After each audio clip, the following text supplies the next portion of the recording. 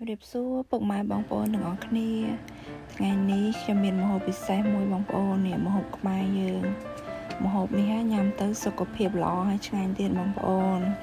សម្លប្រហើរប៉ុន្តែមិនមែនបងជីសទេគឺបងមកអមលើកទី1បងប្អូនខ្ញុំស្លប្រហើរហើយខ្ញុំដាក់មកអមតាមម្ដាយខ្ញុំក៏ប្រាប់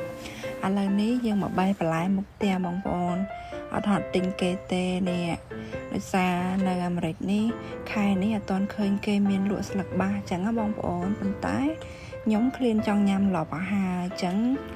យើងប្រើចលងនេះជំនួសលឹកបាសតែម្ដងទៅក្នុងការនៅស្រុកខ្មែរដោយសារយើងវាសម្បូរបែបពេកបន្លែយើងណាអញ្ចឹងអត់ដែរយកចលងស្លបអាហារឬស្លកកូអីទេ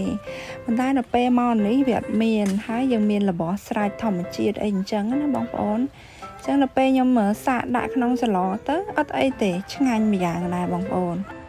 ដូចថាវាមិនធ្វើឲ្យស្លយើងឆ្លើយអីទេអាចទទួលយកបានអញ្ចឹងណាហើយនៅមួយយើងនេះបន្លែធម្មជាតិចិត្តតែអញ្ចឹងអត់មានជាតិគីមីទេហើយខ្ញុំបានទិញននងប្រហើរបានមួយផ្លែបងប្អូន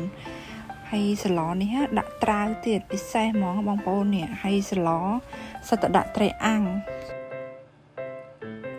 ស្លប្រហើរពេលដែលយើងបានអាំងត្រីហើយដាក់អញ្ចឹងឆ្ងាញ់ជាងនេះសម្រាប់ខ្ញុំណានឹងតាមចំណង់ចំណូលចិត្តដែរតែខ្ញុំវិញខ្ញុំគិតថាអាំងត្រីអញ្ចឹងឆ្ងាញ់ជាងត្រីស្រស់ហើយយើងលាយជាមួយនឹងសាច់ជ្រូកច្រាំឬក៏សាច់ជ្រូកកិនអីហ្នឹងណាតែត្រាវហ្នឹងខ្ញុំបានថតពីដំបូងបងប្អូនថតទៅពេលឆ្អិនហើយផ្សិតមកប្រភេទនេះស្តៀងផ្សិតចំបើងនៅខ្មែរយើងដែរបងប្អូនអាចជំនួសគ្នាបានឆ្ងាញ់ដូចគ្នាដែរ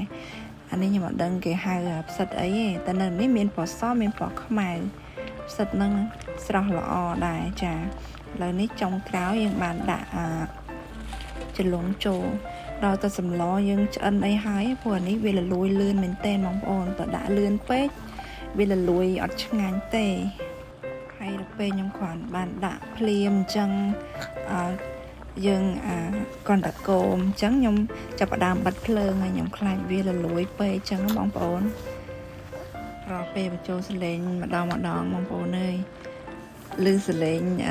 កូនក្មេងវល់ចិត្តហ្នឹងអ្នកមានកូនតែប៉ុណ្្នឹងឯងឥឡូវនេះយើងបកមកនេះមកអ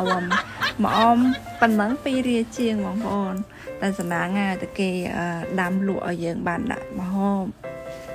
ប៉ុណ្ណឹងទៅជាការស្រេចជាធម្មតាខ្ញុំស្លខ្ញុំដាក់ជីសតែដល់ពេលម៉ែថាចេះខែខ្ញុំអត់មានជីសនៅនេះហ៎វាអត់តាន់សូវឃើញមានលក់នៅផ្សារអញ្ចឹងទៅគាត់ថាដាក់មកអមក៏ឆ្ងាញ់ដែរ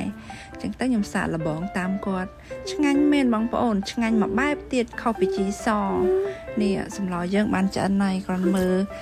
ពណ៌សម្បុរវាក៏គួរឲ្យចង់ញ៉ាំដែរបញ្ចូលសលេងបដើនេះវ៉ាវលួចលេបទឹកមាត់ឃ្លានទៀតហើយបងប្អូន